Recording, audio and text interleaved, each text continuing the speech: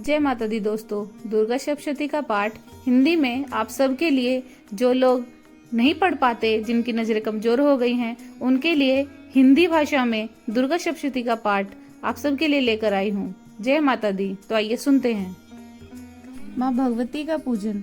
यदि नवरात्रों के 7 दिन में केवल एक पाठ करने की सामर्थ्य हो तो प्रथम दिन पहला अध्याय, दूसरे दिन दूसरा और तीसरे दिन चौथा अध्याय, चौथे दिन 5वां, छठा, 7वां, 8वां, 5वें दिन 9वां, 10वां और छठे दिन 11वां, 7वें दिन 12वां, 13वां का पाठ करने से फल की प्राप्ति होती है। प्रतिदिन पाठ की समाप्ति पर माँ भगवती की आरती कर चरणामृत तथा प्रसाद वितरण करें और आप भी लेवें। अर्थ दुर्गा सप्तशती भाषा अनुवाद। मंगलाचरण। गजाननं भूतगणाधिसेवितं कपित्थजम्बुफलचारुभक्षणं उमासुतं शोकविनाशकारकं नमामि विघ्नेश्वरपादपङ्कजं। सर्वमङ्गलमाङ्गल्ये शिवे सर्वार्थसाधिके शरण्ये त्र्यम्बके गौरी नारायणी नमोस्तुते। या देवी सर्वभूतेषु शक्तिरूपेण संस्थिता नमस्तस्यै नमस्तस्यै नमस्तस्यै नमो नमः। हे मंगल प्रदान करने वाली, कल्याण करने वाली, सभी कार्यों को सिद्ध करने वाली शरणागत वत्सल 3 नेत्र वाली गौरी को प्रणाम है। जो देवी सब प्राणियों में शक्ति रूप से स्थित है, उनको बारंबार नमस्कार है। अथ देवी कवच। ओम नमः चंडिकाय। ऋषि मार्कंडे ब्रह्मा जी से बोले, हे पितामह, आप हमें कोई ऐसा परम गुप्त साधन बतलाइए जिससे सभी प्रकार की मनुष्यों से रक्षा हो सके और अभी तक आपने किसी से प्रकट ना किया हो। ब्रह्मा जी बोले, हे मुनिश्रेष्ठ, इस प्रकार का साधन तो परम पवित्र देवी का कवच ही है। इसे प्राणी मात्र का कल्याण एवं रक्षा हो सकती है। हे महामुने, देवी की 9 मूर्तियां हैं जिन्हें नवदुर्गे कहते हैं। पहली मूर्ति का नाम शैलपुत्री, दूसरी का नाम ब्रह्मचारिणी, तीसरी चंद्रघंटा के नाम से प्रसिद्ध है और चौथी मूर्ति को कुष्मांडा कहते हैं। 5वीं स्कंद माता, छठी कात्यायनी, 7वीं कालरात्रि, 8वीं को महागौरी कहते हैं तथा 9वीं का नाम सिद्धिदात्री है। जो मनुष्य आग में जल रहा हो, शत्रुओं से घिरा हो और घोर से घोर संकट में फंसा हो, दुखी हो, डर से पीड़ित हो, यदि वह भगवती के नामों का स्मरण करे तो उसको कभी हानि और अनिष्ट नहीं हो सकता। देवी भगवती स्वयं उसकी रक्षा करती है। उसे किसी प्रकार का दुख और भय तथा शोक नहीं होता। जो मनुष्य भक्ति पूर्वक देवी का स्मरण करते हैं, उनकी निसंदेह उन्नति होती है। चामुंडा देवी प्रेत पर, वराही भैंसे पर, इंद्री हाथी पर, वैष्णवी गरुड़ पर, महेश्वरी बैल पर, कुमारी मोर पर, हाथ में कमल को धारण किए लक्ष्मी कमल के आसन पर, श्वेत रूपा देवी ईश्वरी वृषभ पर, सभी प्रकार के आभूषणों से युक्त ब्राह्मी हंस पर आरूढ़ है। ये देवियां सभी आभूषणों से अलंकृत एवं रत्नों से भूषित शक्ति युक्त माताएं कही गई हैं। क्रोध युक्त मुद्रा में रथों पर सवार दिखाई देती हैं। राक्षसों के विनाश के लिए, देवताओं के हित के लिए एवं भक्तों को अभय करने के लिए शंख, चक्र, गदा, शक्ति, हल, मूसल, खेटक, तोमर, पाश, कुंद, त्रिशूल, उत्तम, षडानंद, धनुष आदि अस्त्र शस्त्र धारण करती है। प्रार्थना। हे महान रौद्र रूप वाली, घोर पराक्रम वाली, महान बल और महान उत्साह वाली, घोर से घोर भय का नाश करने वाली देवी, आपको मेरा नमस्कार है। आपकी ओर देख सकना भी कठिन है। शत्रुओं को भयभीत करने वाली देवी, आप मेरी रक्षा करो। पूर्व में इंद्री, अग्निकोण में अग्निशक्ति, दक्षिण में वराही, नैत्य कोण में खंडधारिणी देवी मेरी रक्षा करे। पश्चिम में वारुणी, वाणव्य में मृगवाहिनी, उत्तर में कौमारी, ईशान में शूलधारिणी मेरी रक्षा करे। ऊपर ब्रह्माणी, नीचे वैष्णवी देवी रक्षा करे। इस प्रकार दशों दिशाओं में प्रेत पर सवार होकर चामुंडा देवी मेरी रक्षा करे। मेरे आगे की ओर से जया, पीछे विजया, बाई ओर से अजिता और दाई ओर से अपराजिता रक्षा करे। उद्योतनी शिखा की, उमा मस्तक की, मालाधारी ललाट की, यशस्विनी बोहों की, बोहों के मध्य की, त्रिनेत्रा, नथनों की यमघंटा, नेत्रों के मध्य की, शंखिनी, कानों की द्वारका वासनी, कपोलों की कालिका, कर्ण मूलों की शंखरी, नासिका की सुगंधा, ऊपर के होठ की चर्चिका, नीचे के होठ की अमृत कला एवं जिह्वा की सरस्वती रक्षा करे। दांतों की कुमारी, कंठ की चंडिका, गले की घाटी की चित्रघंटा, तालू की महामाया, ठोडी की कामाक्षी, वाणी की सर्वमंगला, ग्रीवा की भद्रकाली, पीठ की धनुर्धरी, कंठ के बाहरी भाग की नील, ग्रीवा और नासिका की नल कुबेरी रक्षा करे। कंधों की खंडिग्नी, भुजाओं की वज्रधारिणी, हाथों की दंडिनी, अंगुलों की अंबिका रक्षा करे। नखों की सुलेश्वरी, बगलों की कुलेश्वरी, स्तनों की महादेवी, मन की शोक विनाशिनी, हृदय की ललिता देवी रक्षा करे। उदर की शूलधारिणी, नाभि की कामिनी, भूस्थान की गुहेश्वरी, लिंग की पूतना देवी रक्षा करे। इस प्रकार जो भी गुदा की महेश वाहिनी रक्षा करे, कट्टी की भगवती, घुटनों की विंध्यवासिनी, जगहों की सर्व सिद्धि कार्य सिद्ध करने वाली महाबला रक्षा करे, एडियों की नारसिंही, पैरों के ऊपरी भाग की तेजसी, पैरों की अंगुलियों की श्री, पैरों के नीचे की पाताल वासनी, पैरों के नखों की दृष्ट कराली और केशों की ऊर्ध्वकेशवनी रक्षा करे, और पार्वती रक्त मज्जा वसा मांस हड्डी मैदे की रक्षा करे, रोम के छिद्रों की कुबेरी, त्वचा की वागेश्वरी रक्षा करे, आंतड़ियों की कालरात्रि, पित्त की मुक्तेश्वरी रक्षा करे, पद्मकोशों की पद्मावती, कफ की चूड़ामणि रक्षा करे, नखों के तेज की ज्वालामुखी और सभी जोड़ों की अभेदा रक्षा करे, मेरे वीर की ब्रह्माणी, छाया की छत्तेश्वरी रक्षा करे, मेरे मन बुद्धि अहंकार की धर्मधारिणी, मेरे प्राण अपमान व्यान उदान और समान पांचों वायु की वज्रहस्ता रक्षा करे, रस रूप गंध स्पर्श और शब्द की अनुभव की योगिनी सतोगुण रजोगुण तमोगुण की नारायणी सदा रक्षा करे, वराही आयु की, धर्म की वैष्णवी, यश एवं कीर्ति की लक्ष्मी तथा धन विद्या की चक्रिणी रक्षा करे, इंद्राणी गोत्र की, चंडिका पशुओं की, महालक्ष्मी पुत्र की, भैरवी भार्या की रक्षा करे, सुभदा पथ की, क्षेमकारी मार्ग की रक्षा करे, महालक्ष्मी राजा के दरबार में रक्षा करे एवं विजय सभी दिशाओं में मेरी रक्षा करे, और जो भी स्थान इस कवच में नहीं आए हैं और अरक्षित हैं उन स्थानों की पाप नाशनी जयंती देवी रक्षा करे। जो मनुष्य अपना कल्याण चाहे तो वह कवच के बिना एक पग भी न चले। जो मनुष्य देवी का स्मरण करता हुआ जहाँ विचरण करता है वहाँ उसे धन लाभ एवं विजय की प्राप्ति होती है, और वह मनुष्य जिस कार्य की सिद्धि चाहता है निश्चित ही उसे उस कार्य में सफलता प्राप्त होती है, और इस जन्म में ऐश्वर्य एवं अतुल संपत्ति प्राप्त होती है।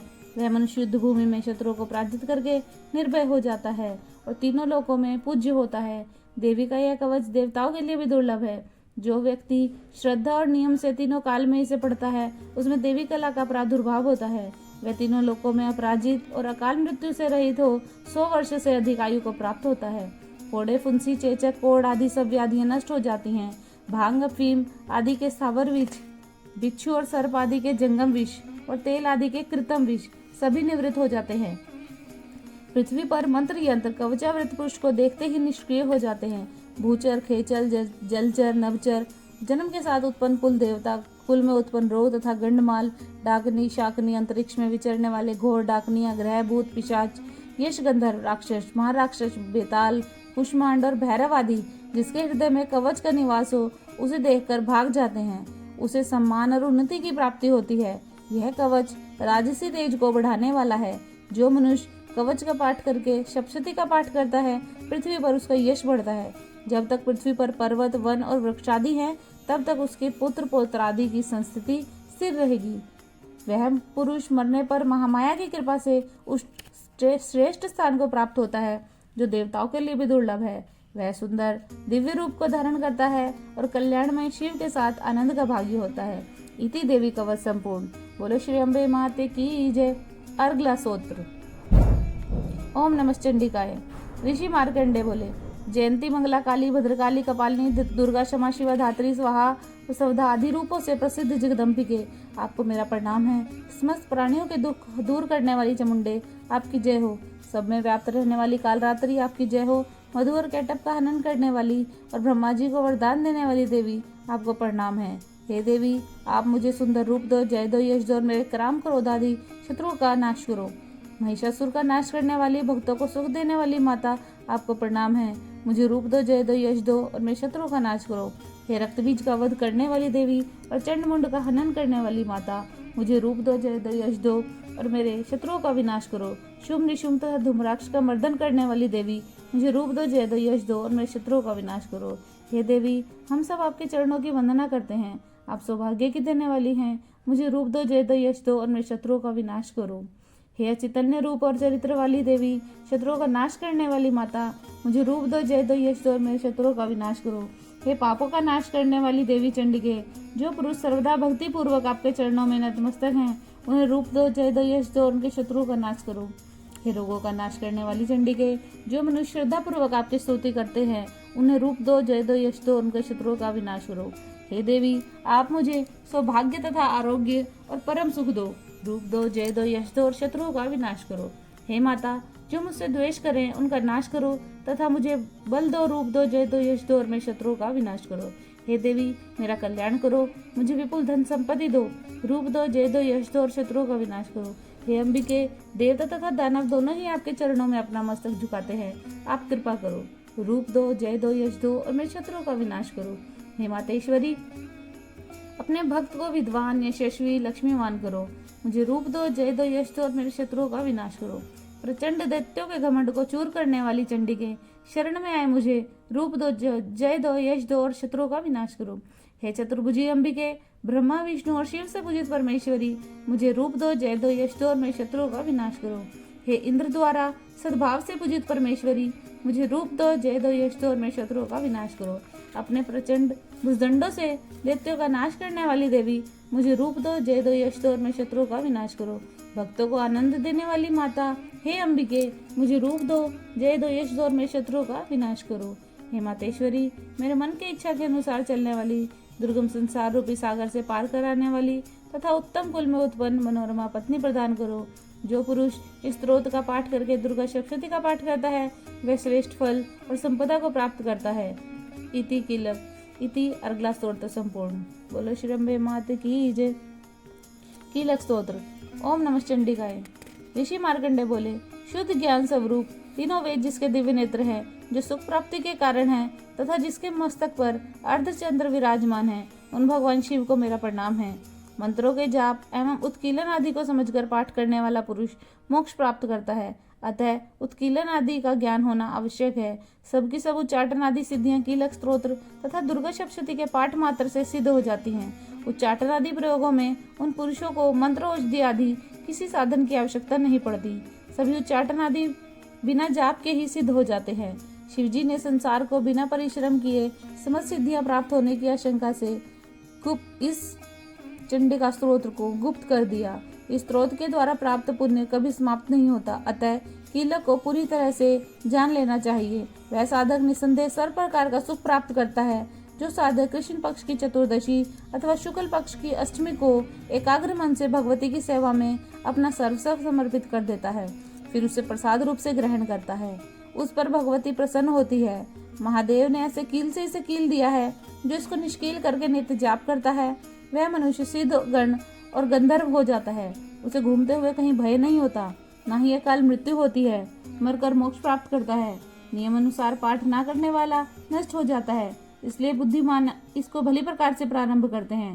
स्त्रियों में जो कुछ भी सौभाग्य आदि दिखाई पड़ता है, वह सब इसी का प्रताप है। अतएव इसका जाप करना श्रेष्ठ है। इस स्तोत्र का मंद स्वर से जपने से अल्प लाभ की प्राप्ति होती है। अतः उच्च स्वर से ही इसका जाप करना चाहिए।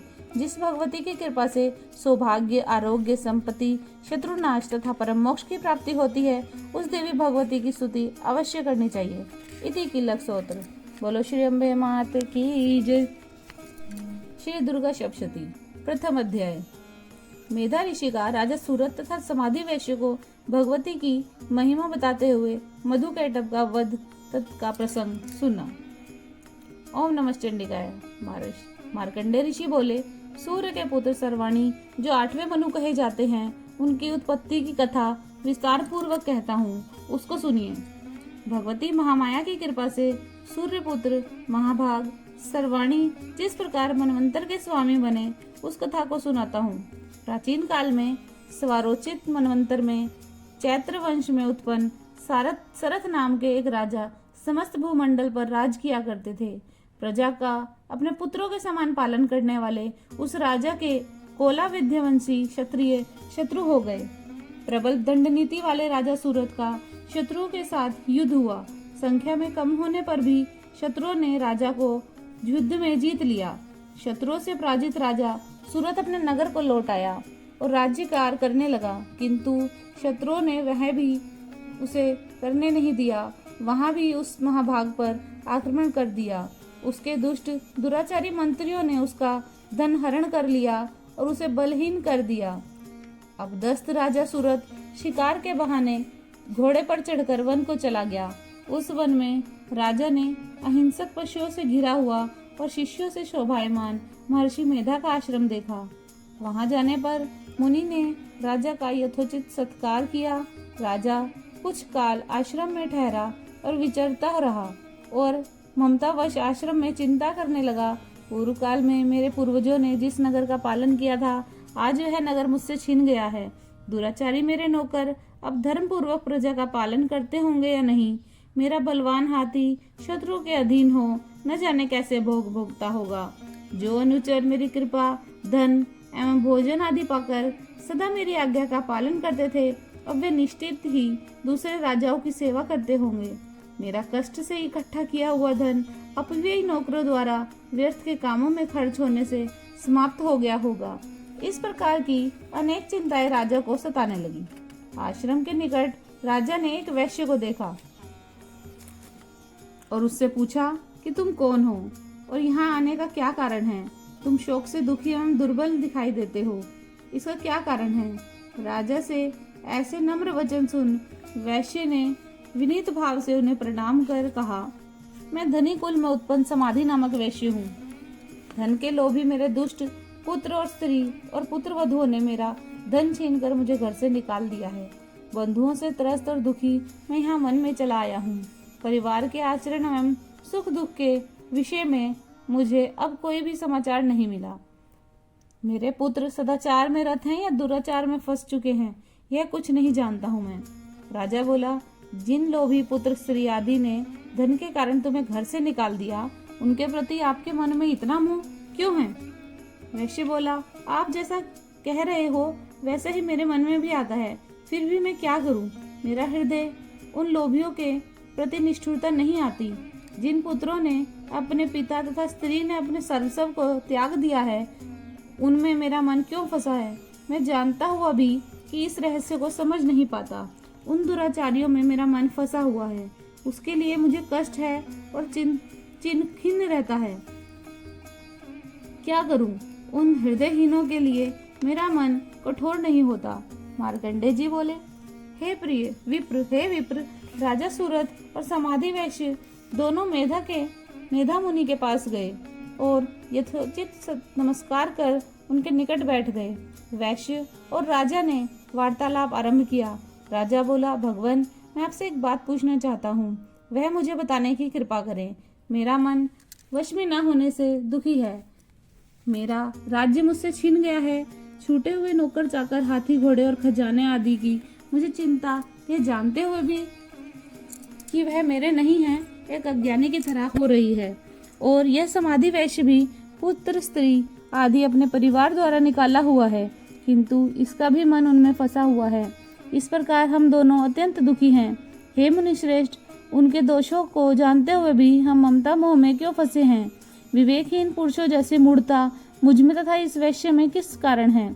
ऋषि बोले, जैसे विषय सामने आते हैं वैसे ही सब प्राणियों का ज्ञान होता है। हे महाभाग, विषय सबके अलग अलग होते हैं। कोई प्राणी दिन में अंधे हैं तो कोई रात्रि में, और कुछ की दृष्टि रात्रि में और दिन में एक समान रहती है। यह सच है कि मनुष्य को ज्ञान है, किंतु केवल उन्हें ही ज्ञान नहीं, पशु पक्षियों को भी ज्ञान है। जो पशु पक्षियों को ज्ञान है वही मनुष्यों को ज्ञान है। जो मनुष्यों का ज्ञान है वही पशुओं का ज्ञान है, अर्थात साधारण ज्ञान दोनों में बराबर है।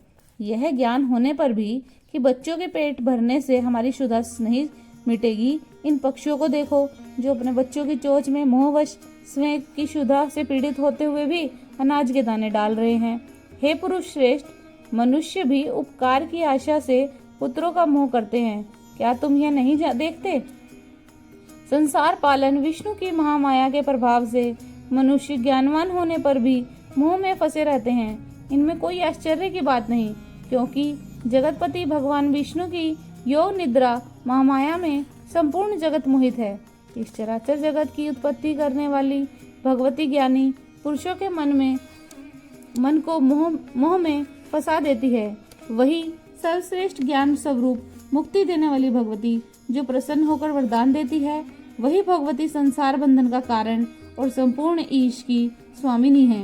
यह सुनकर राजा सूरत ने पूछा, भगवान, आप जिसे महामाया कहते हैं वह भगवती कौन है? वह कैसे उत्पन्न हुई और उसके क्या कर्म हैं? हे मुनिश्रेष्ठ, मैं उसका स्वरूप, उत्पत्ति और स्वभाव आपसे सुनना चाहता हूँ। ऋषि ने कहा, वह भगवती नित्य जगत मूर्ति है। यह संपूर्ण जगत उसी का बनाया हुआ है। तब भी भक्तों के हित के लिए अनेक प्रकार से उसकी उत्पत्ति सुनी जाती है। वह मैं कहता हूँ, सुनो। जब देवताओं का कार्य सिद्ध करने के लिए वह उत्पन्न होती है, तब नित्या होने पर भी वह उत्पन्ना कहलाती है। कल्प के अंत में जब जगत जलमय हो गया और विष्णु भगवान शेषशैया पर सो गए, तब उनके कान के मैल से मधु और कैटभ नाम के दो भयानक असुर उत्पन्न हुए। ब्रह्मा को मारने दौड़े। विष्णु भगवान की नाभि में फूले हुए कमल के बैठे हुए ब्रह्मा जी उन दोनों असुरों को देखकर और जनार्दन विष्णु को सोया हुआ जानकर उनको जगाने के लिए उनके नेत्रों में जो योग निद्रा व्याप्त है, एकाग्र चित्त से उसकी स्तुति करने लगे। ब्रह्मा ने योग निद्रा, विश्वेश्वरी, जगदात्री, संसार की स्थिति और नाश करने वाली विष्णु भगवान के तेज की अनुपम शक्ति निद्रा रूपी भगवती की इस प्रकार स्तुति करी। ब्रह्मा जी बोले, हे भगवती, आप स्वाहा स्वधा वष्टाकार स्वर स्वरूपिणी हैं। हे अमृत रूप, हे नित्य अक्षरों में हस्व, दीर्घ और प्लुत स्वरूप स्थित हो। आप नित्य अर्ध मात्रा से स्थित हो, जिससे विशेषकर उच्चारण नहीं हो सकता। आप ही संध्या सावित्री हैं। आप सर्वोपरि माता हैं। आप ही संसार विश्व को धारण और उत्पन्न करती हैं। आप ही पालन और नाश करने वाली हैं। रचना के समय सृष्टि रूपी और पालन के समय स्थिति रूपी हैं। और हे जगन्मय, अंत में इस संसार का आप ही संहार करती हैं। आप महाविद्या, महामाया, महामेधा, महास्मृति, महामोहा, महादेवी, महासुरी और सारे संसार की सत्व, रज, तम रूप त्रिगुणमयी प्रकृति आप ही हैं। भयावनी, काल रात्रि, महारात्रि और मोहरात्रि आप ही हैं। आप श्री, ईश्वरी, हिम और ज्ञान, लक्षण बुद्धि हैं। लज्जा, पुष्टि, तुष्टि, शांति और क्षमा आप ही हैं। खड़ग, शूल, घोर, गदा और वज्र धारण करने वाली हो। शंख, धनुष, बाण, भुषुंडी और परिघ धारण करने वाली हो। सौम्य और सौमांत्रा हो, अर्थात सब वस्तुओं से बढ़कर सुंदरी हो। आप देवों में सर्वोपरि हो। हे अखिलात्मिके, संसार की सत असत वस्तुओं की शक्ति आप ही हैं। और क्या स्तुति करें, आपने संसार के निर्माता, पोषक और संहारक भगवान विष्णु को भी निद्रा के वश में कर दिया है। इसलिए आपकी स्तुति करने में कौन समर्थ है। मुझे महादेव, शंकर और विष्णु को आपने ही शरीर धारण कराया है, इसलिए स्तुति करने की किसकी सामर्थ्य है। हे देवी, आपके ऐसे उदार प्रभाव के कारण ही आपकी स्तुति होती है। हे देवी, आप इस मधु और कैटभ असुरों को मोह के वश करो और जगदीश भगवान विष्णु को शीघ्र जगाओ और इन राक्षसों को मारने के लिए उन्हें प्रेरित करो। ऋषि बोले, जब ब्रह्मा जी ने महाकाली तामसी देवी की स्तुति की, तब वह महामाया विष्णु भगवान को जगाने के लिए भगवान के नेत्र, मुख, नासिका, भुजा, हृदय और छाती से निकलकर ब्रह्मा जी के सम्मुख खड़ी हो गई और योग निद्रा से मुक्त हो भगवान विष्णु समुद्र में उठ बैठे। उन दोनों पराक्रमी और दुष्ट असुरों को देखा जो क्रोध से ब्रह्मा जी को भक्षण करने के लिए तैयार थे। विष्णु भगवान यह देखकर उन दोनों असुरों से युद्ध करने लगे। इस प्रकार उन राक्षसों से भगवान विष्णु का 5000 वर्ष तक बाहु युद्ध हुआ। अत्यंत बल उन्मत्त मधु और कैटभ महामाया के मोह से मोहित हो भगवान विष्णु से बोले, हम तुम्हारी वीरता से प्रसन्न हैं, जिस वर की कामना हो मांगे। भगवान बोले, यदि तुम मुझसे संतुष्ट हो तो तुम दोनों मेरे हाथों से मर जाओ, अन्य वर से मुझे कोई प्रयोजन नहीं, यही मेरा वर है। मेधा ऋषि बोले, हे राजन, जब वे दोनों वचनबद्ध हो गए तो सारे संसार को जलमय देखकर उन दोनों ने कमल नेत्र भगवान विष्णु से कहा, जहाँ भूमि जलमय ना हो वहाँ हमारा वध करो। ऋषि बोले, शंख चक्र गदाधारी भगवान विष्णु ने कहा, ऐसा ही होगा। कहकर अपनी जांघ पर दोनों के सिर रखकर अपने चक्र से काट डाले। इस प्रकार ब्रह्मा जी की स्तुति किए जाने पर वह देवी स्वयं उत्पन्न हुई। इस देवी का और प्रभाव सुनो, मैं तुमसे कहता हूँ। इस प्रकार मधु और कैटभ का वध नामक पहला अध्याय संपूर्ण हुआ। बोलो श्री अम्बे मात की जय।